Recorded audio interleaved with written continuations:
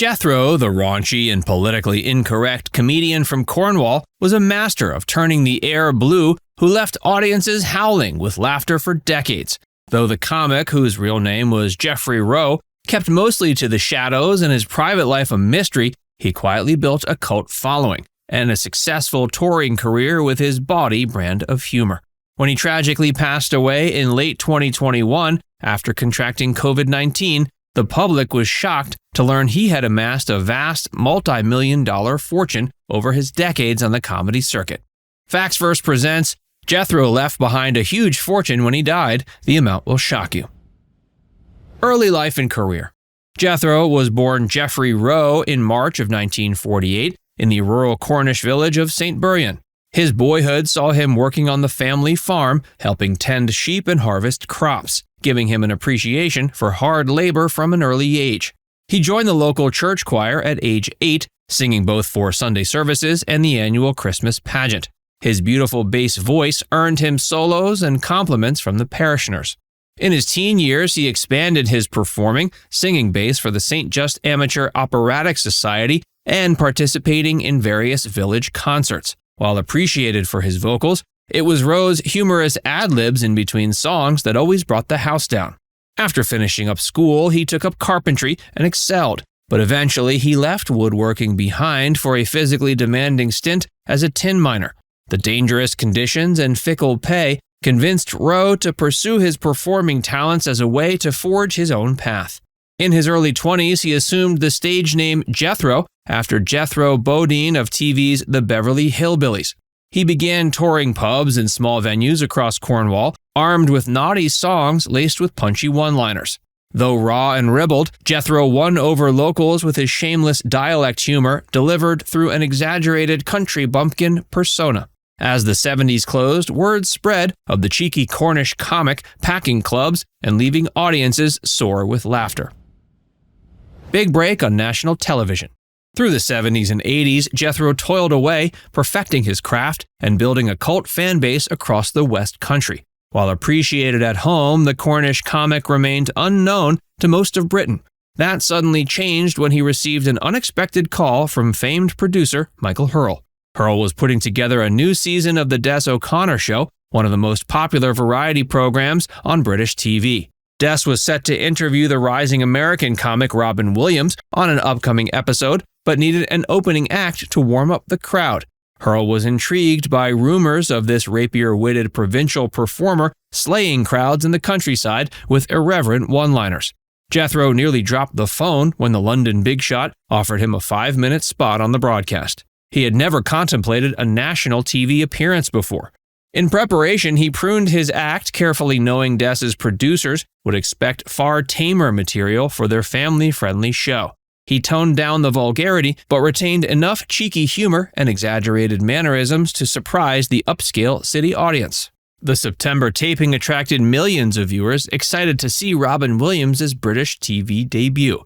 The comic legend received thunderous applause when introduced. But once the cameras started rolling, a little-known regional performer named Jethro stole the show.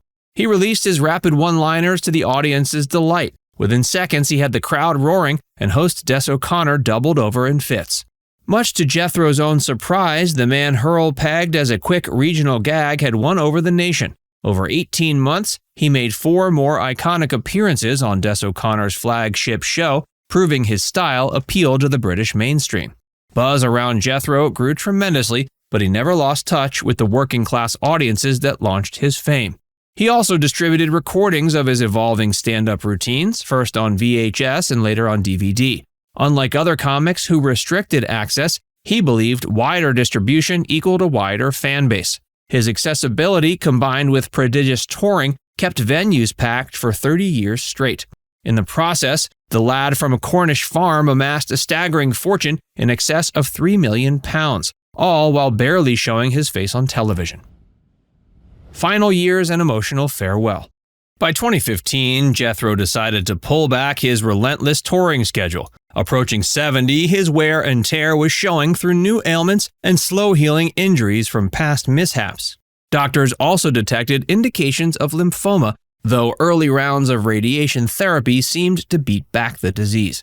Jethro pressed forward over the next few years, but found himself forgetting punchlines and confusing bits from old routines.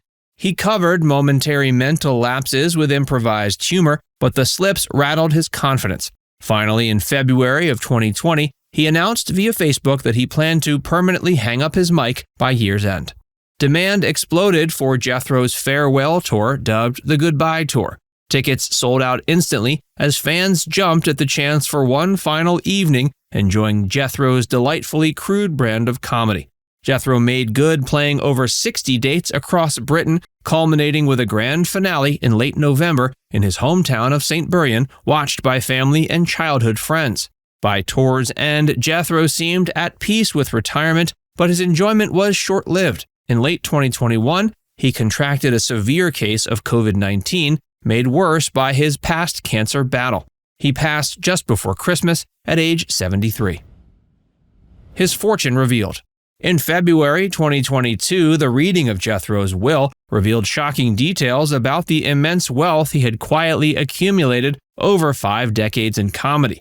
To the surprise of many, he bequeathed assets totaling over £3.3 million. The bulk passed to his longtime partner Jenny, including multiple homes and £250,000 in cash. Bequests also went to his 2 sons, a stepdaughter, and 3 grandchildren. For decades, Jethro had cultivated an image as a humble tradesman made good, the punchline-wielding welder entertaining mates at the pub after work. But in life, as in comedy, the simplified caricature hid complex truths.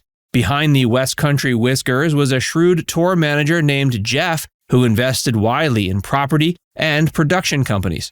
This diversified portfolio accrued value rapidly as Jethro's popularity swelled thanks to fan loyalty cemented through direct engagement decades before social media networking. In death, as in life, Jethro proved once again that laughter plus business savvy yields serious rewards. Legacy secured.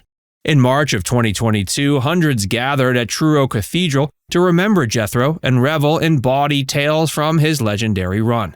The band of mourners reflected the diverse coalition his comedic gifts had brought together from all strata of British society.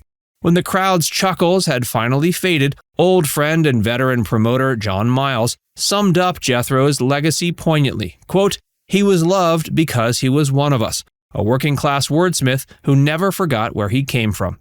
Soon, a commemorative statue was commissioned thanks to significant fundraising by superfan Peter Southwell. Cornish sculptor Richard Austin took great care translating Jethro's iconic pose into bronze form. His finished piece captured perfectly the late comic's roguish yet endearing essence. Now it's time to hear from you. What's your favorite memory of Jethro? Let us know in the comments section below.